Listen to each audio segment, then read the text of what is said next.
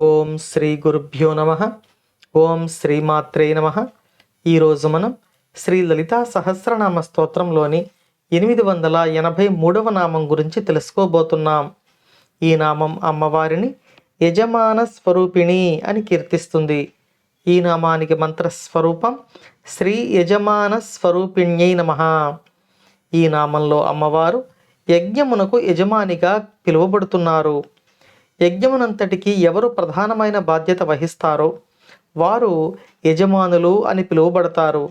యజ్ఞం యొక్క ప్రధాన ఉద్దేశ్యం ఎవరి కోసం అయితే నిర్వహించబడుతుందో ఆ వ్యక్తి యజ్ఞమునకు యజమాని అవుతారు.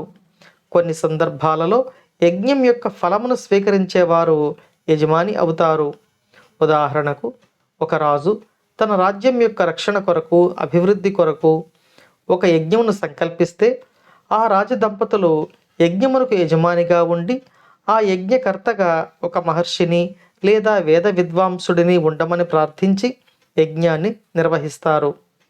యజ్ఞమునకు కర్తగా ఒక ఋషిపుంగవుడు ఉన్నప్పుడు ఆ ఋషిపుంగవునిలో అంశగా అమ్మవారు ఉంటారు అని ఇంతకు ముందు నామంలో మనం చెప్పుకున్నాం. ఇప్పుడు ఆ రాజదంపతులు యజ్ఞమునకు యజమానులుగా దీక్షను స్వీకరిస్తే వారిలో పరమేశ్వరుని యొక్క అనుగ్రహం పరిపూర్ణంగా ఉండి యజ్ఞమును అనుగ్రహిస్తుంది అని ఈ నామం మనకు తెలియచేస్తుంది. ఆ యజ్ఞమునకు యజమానులుగా కూడా నిజమునకు అమ్మవారే ఉంటారు.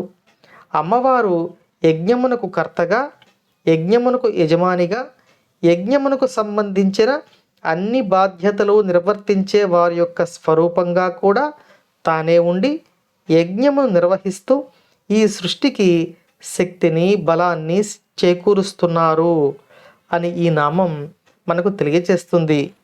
అమ్మవారి యొక్క అనుగ్రహం మనపై ఎల్లవేళలా ఉండాలని కోరుకుంటూ ఓం శ్రీమాత్రే నమః.